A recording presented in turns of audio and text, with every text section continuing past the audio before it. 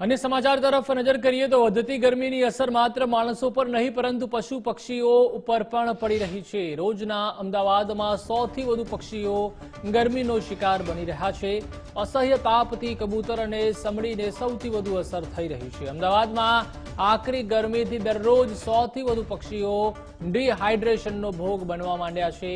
ગરમીના લીધે આકાશમાં ઊંચે ઉડતા કેટલાક પક્ષીઓ જમીન પર પટકાઈ રસ્તા પર બેભાન હાલતમાં પડ્યા રહે છે। ત્યારે ડિહાઇડ્રેશનનો ભોગ બની રહેલા પક્ષીઓ અમદાવાદ શહેરની વિવિધ સંસ્થાઓમાં બેભાન હાલતમાં સારવાર માટે આવી રહ્યા છે।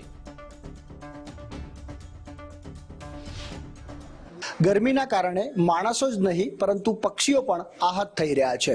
સમડી છે, કબૂતર છે જેવા અલગ અલગ પક્ષીઓ જે છે ગરમીના કારણે હીટ સ્ટ્રોકનો શિકાર બની રહ્યા છે અને મોટા પ્રમાણમાં કેસો આવતા થઈ ગયા છે। આપણે પહોંચ્યા છે જીવદયા ખાતે અને ત્યાં મારી સાથે ડોક્ટર यश मायकर છે, वाइल्ड लाइफ डॉक्टर છે, તેમની સાથે વાત કરીશું। डॉक्टर यश, कौन कौन से पक्षी आ रहे हैं और हीट स्ट्रोक के कारण क्या क्या उनको तकलीफ हो रही है? तो फिलहाल अब जैसे हमें पता है कि गर्मियों का मौसम चालू हुआ है और अभी डिहाइड्रेशन के केसेस बहुत आ रहे हैं।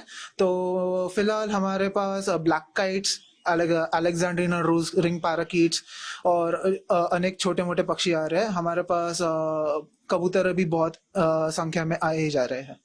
क्या किस किस टाइप के केसेस और हम क्या ट्रीटमेंट देते हैं उनको और कितने प्रमाण में आ रहे हैं? फिलहाल डिहाइड्रेशन के ही केसेस बहुत ज़्यादा आ रहे हैं। यूजुअली जब भी बर्ड डिहाइड्रेट होता है तो वो यूजुअली कभी कभी ऐसे उड़ते रहते हैं, तो वो नहीं तो कभी कभी नीचे बैठ जाएंगे जब भी वो डिहाइड्रेशन रहता है। कभी कभी क्या होता है, कुछ कुछ बर्ड्स जैसे कि हमारे ब्लैक काइट्स, बार्न आउल्स, ये सब थोड़े हाइट में रहता है। डिहाइड्रेशन के कारण जब भी वो ऊपर से नीचे गिरता है तो कभी कभी वो अपने पैरों के बल नहीं तो अपने विंग्स के बल गिरता है, तो उस टाइम वो उन्हें फ्रैक्चर भी मिलता है। तो डिहाइड्रेशन के केसेस फिलहाल since it's the beginning of our summer season, तो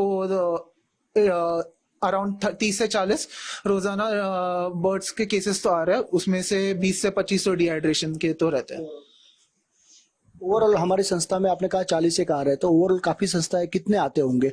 और नंबर 2, लास्ट क्वेश्चन मेरा ये है कि लोगों को पक्षी के वो भी कुछ उनके लिए कर सकते हैं, तो क्या कर सकते हैं वो जानना चाहिए। जी, तो अक्सर आप अगर जिनके पास बालकनीज है घर में, तो आप आपके बालकनीज में वाटर बॉल्स रखिए।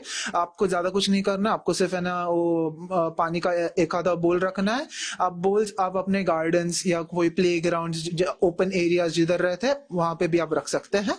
आई would say try to make sure that you keep maximum number of bowls so that more birds get hydrated as soon as possible. આ ગરમી જે છે તે માણસોને તો દજાડશે જ પરંતુ પક્ષીઓને પણ દજાડી રહી છે। શરૂઆત થઈ છે અને આગળ જતા હજુ પણ ગરમી વધશે, તો પક્ષીઓ છે તે આહત ન થાય, હીટ સ્ટ્રોકનો શિકાર ન બને તેના માટે લોકોએ પણ આગળ આવવું જોઈએ। તેમણે જે અપીલ કરી છે તે પ્રમાણે પાણી મૂકવું, તેમને દાણા આપવા પણ જરૂરી બને છે। અત્યારથી જે છે ફક્ત જીવદયા ખાતે 40થી વધુ કેસ આવી રહ્યા છે। ઓવરઓલ જે સંસ્થાઓ છે જોવા જઈએ તો લગભગ 100થી વધુ કેસ આવતા થયા છે। એટલે આ ગરમીથી પક્ષીઓને બચાવવાની ભૂમિકામાં આપણે પણ તૈયાર રહેવું પડશે। કેમેરા પર્સન વિજય સાથે સંજય જોશી, ગુજરાત ફર્સ્ટ, અમદાવાદ।